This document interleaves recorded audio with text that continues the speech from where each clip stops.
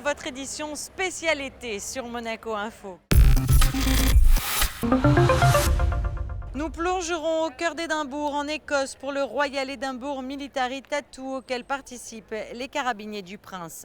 Focus sur le métier de sapeur-pompier avec le mini-club. Et si les enfants sont eux en vacances, c'est la reprise pour d'autres, comme pour l'AS Monaco. Vendredi, les Rouges et Blancs affronteront les Toulousains à 20h45 au Stade Louis II. Musique avec le guitariste Philippe Loli et des extraits de son nouvel album. Nous prenons à présent la direction d'Édimbourg en Écosse pour y retrouver l'orchestre des Carabiniers du Prince qui s'apprête à participer au Royal Edinburgh Military Tattoo. Sur place, nous retrouvons Fabien Bonilla et Lionel Bernardi. Le Royal Edinburgh Military Tattoo est un des plus grands festivals de musique militaire au monde, voire tout simplement le plus prestigieux. C'est au château d'Édimbourg, érigé sur une colline, que se déroulera vendredi la première de ce festival. Un show qui se jouera tous les soirs jusqu'au 26 août. En attendant, les 25 carabiniers répètent non loin de là dans une base de la cavalerie écossaise, en compagnie des autres orchestres et fanfares qui participeront à l'événement. Au total, 1000 personnes seront sur scène, que ce soit la marine indienne, un groupe des forces japonaises, des Allemands ou encore au hasard des Australiens, sans oublier bien sûr l'orchestre des Carabiniers du Prince. Ce festival représente en fait le nec plus ultra des festivals de musique militaire internationaux. C'est l'un des plus anciens. Qu'est-ce que vous allez proposer, vous, pour ce festival ? Alors nous avons pris le parti de couper l'herbe sous le pied du spectateur, d'essayer de surprendre encore un petit peu, parce que nous ne pouvons pas surprendre par notre nombre. Nous sommes 24 musiciens, un chef. Nous ne pouvons pas non plus surprendre par notre expérience de ce genre d'activité, puisque nous n'en faisons que très rarement. Alors il a fallu trouver des ficelles inhabituelles sur lesquelles on peut tirer, qu'on actionne pour surprendre. Donc, le choix du répertoire, un répertoire somme toute classique, la 5e de Beethoven, l'Oiseau de feu de Stravinsky, voilà, mais revu et corrigé avec une touche Carabinier du Prince.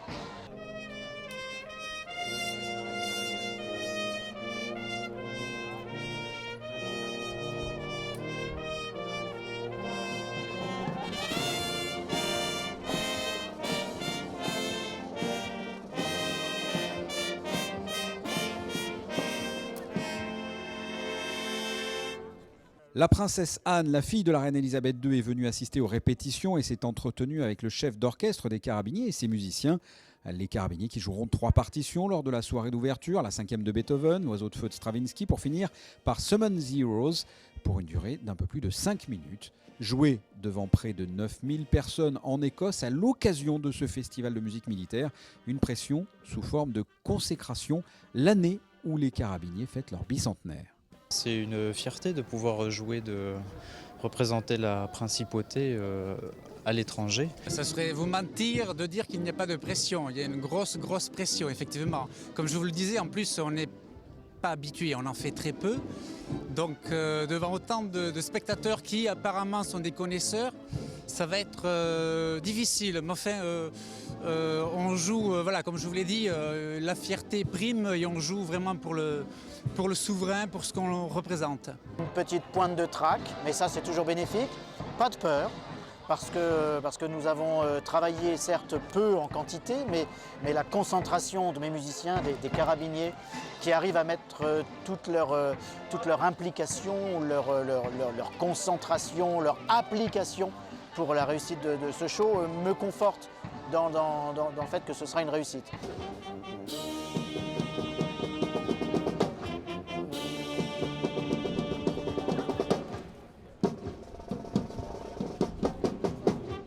Le Royal Edinburgh Military Tattoo attire chaque soir 8800 personnes, soit 220 000 spectateurs sur les 25 jours de festival. Il se joue à guichet fermé. L'orchestre des Carabiniers du Prince se produira le soir de l'ouverture, ce vendredi, et non pas sur la totalité du festival. Étant carabiniers avant tout, ils ont tous leurs obligations militaires en principauté. Et ce vendredi, pour la soirée d'ouverture, le prince Albert II sera présent et prendra la présidence. Autrement dit, il passera les troupes en revue.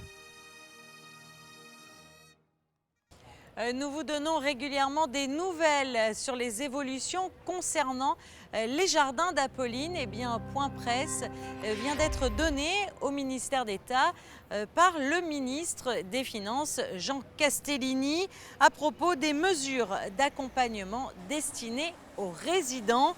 Nous reviendrons dessus à l'issue de ce journal. Un mot de football à présent, c'est déjà l'heure de la reprise du championnat de Ligue 1. Vendredi, l'AS Monaco reçoit Toulouse à 20h45. Émilie Rousseau s'est rendue au centre d'entraînement de la Turbie pour savoir comment les joueurs abordent cette nouvelle rencontre. Son reportage. C'est dans la peau d'un champion de France en titre que l'AS Monaco retrouve les chemins de la Ligue 1 vendredi. Après avoir réalisé une saison exceptionnelle, on le rappelle, une demi-finale en Champions League, une demi en Coupe de France et une finale en Coupe de la Ligue. 95 points à l'issue de la saison, 107 buts inscrits en Ligue 1. Les joueurs de Leonardo Jardim ont un titre à défendre et sera assurément l'équipe à battre. Je crois que cette année, le championnat va rester plus compétitif devant.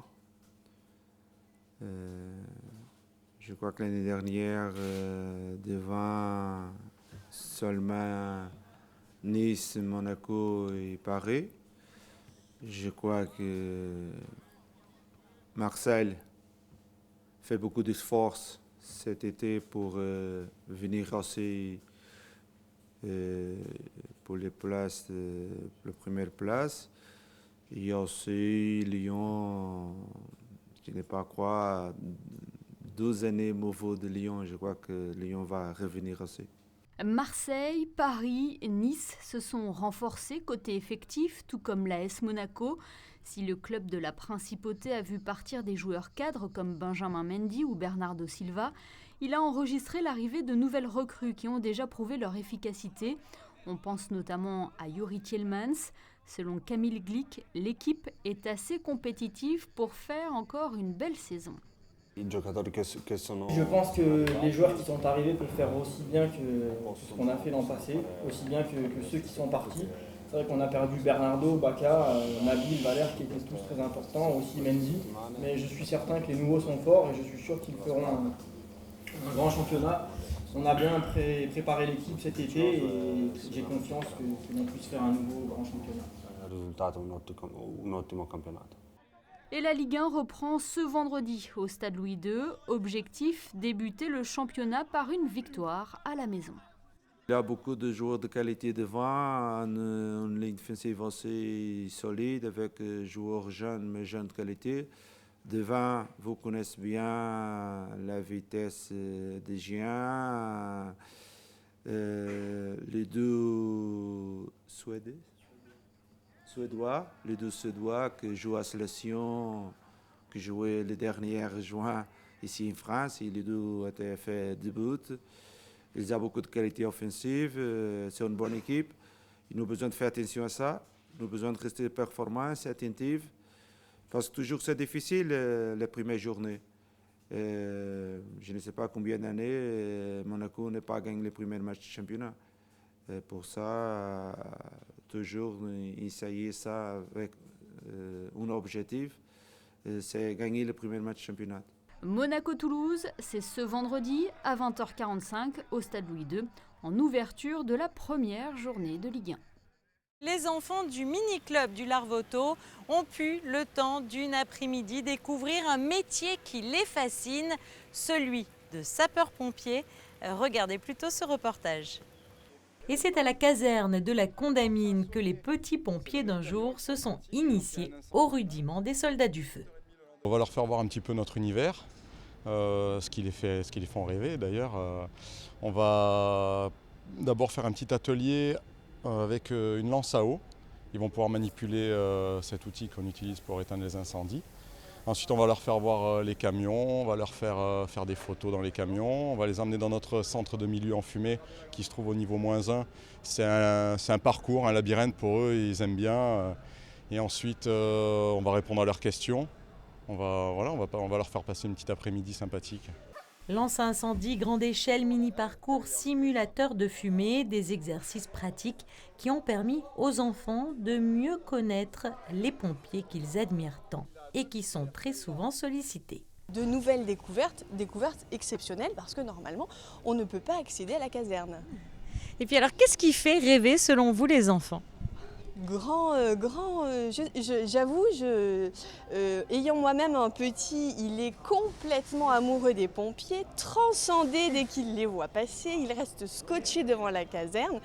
Je crois que c'est à la fois le courage, la force, la capacité à éteindre le feu, et puis peut-être que le plus simple, ce serait d'aller leur demander. Moi, ce que j'aime chez les pompiers, c'est qu'en fait, c'est très pratique, puisque quand il y a un peu des urgences, c'est eux qui interviennent, et ça, je trouve que c'est très important. Est-ce que les pompiers, c'est des super-héros un peu ? Ouais. Pourquoi ? Parce qu'ils sauvent le monde, ils sauvent les gens. Moi, j'aime bien parce qu'ils sauvent les gens. Ils sauvent les gens. Et est-ce que toi, tu as déjà eu affaire aux pompiers ? Non. Moi, oui, j'ai eu affaire aux pompiers. Alors, ils ont été forts, qu'est-ce qu'ils ont fait ? Rien, ils m'ont mis dans un camion, c'est tout. Qu'est-ce que tu avais fait ? Je me suis cognée à l'école, là, contre la porte des toilettes. Et après, ils m'ont mis dans le camion et ils m'ont emmenée à l'hôpital. Moi, j'ai bien aimé parce que c'est bien la balade. Ils étaient gentils, ils t'ont rassuré ? Oui. Qu'est-ce qu'ils t'ont dit ? Ils m'ont dit tout va bien se passer. En plus, ils m'ont fait mes devoirs. Est-ce qu'il y en a qui ont déjà pris ça et qui s'en sont déjà servis ? Personne. Jamais. Est-ce que vous voulez vous en servir aujourd'hui ? Oui. On va arroser quoi ? Les pompiers. Les plantes. Les pompiers, tu peux arroser tes copains. C'est bien. Une école sur la voiture. Allez, tu veux tourner ça devant ? Vas-y. On va aller plus loin. Allez, dans l'autre sens maintenant. Dans l'autre sens, pas comme ça. Allez, vas-y encore.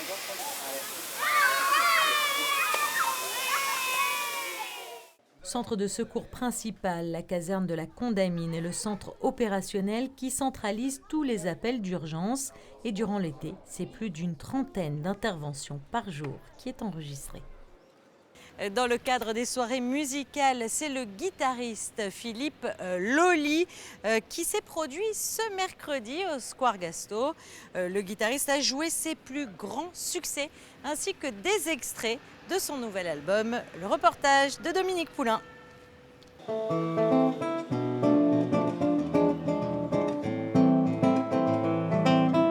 Philippe Loli est professeur de guitare à l'Académie de musique, mais lorsqu'il n'est pas avec ses élèves, il aime monter sur scène pour interpréter certaines de ses compositions. Il s'est produit dans le monde entier en soliste ou avec différents groupes, mais jouer à Monaco est toujours un moment particulier. C'est toujours un plaisir. J'ai eu l'occasion de jouer à l'opéra, aux variétés, à l'Ermitage, dans différentes soirées avec l'orchestre, au Square Gasto. Et donc, je crois que j'ai fait toutes les salles qui existent à Monaco et c'est toujours un plaisir.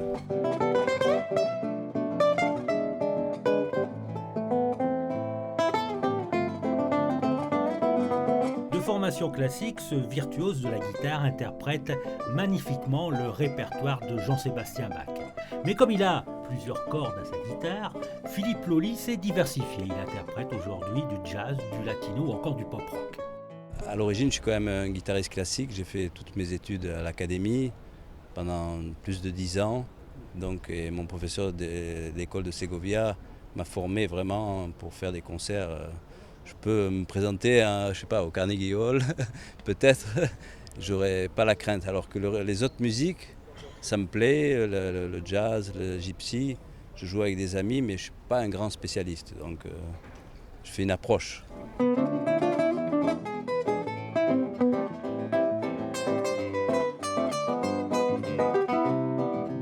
L'instrument, la guitare, elle porte à jouer toutes les musiques du monde. En dehors du classique, j'ai toujours été attiré par les chansons, les musiques actuelles. Petit à petit, dans les voyages où j'ai toujours composé. J'ai composé un concerto pour guitare-orchestre, mais j'ai composé des chansons, j'ai composé des bossa nova, comme ça par plaisir. Et cette année, ça faisait longtemps que je voulais faire ce disque pour pour enregistrer quelques morceaux que j'ai écrits depuis. Donc voilà, le résultat est là sur le CD.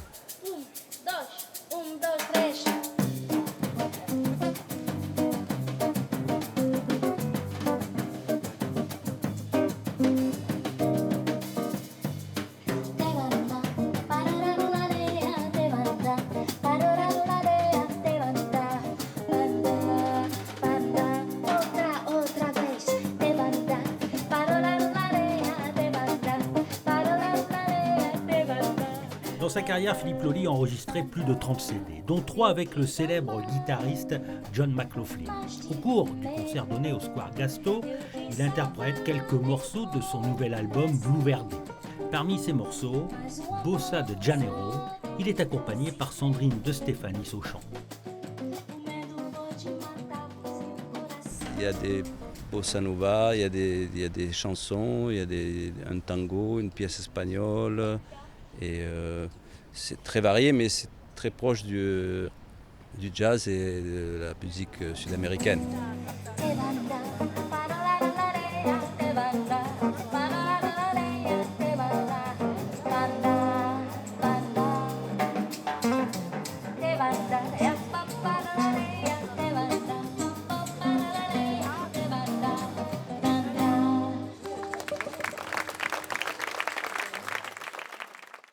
Coup de projecteur à présent sur la météo.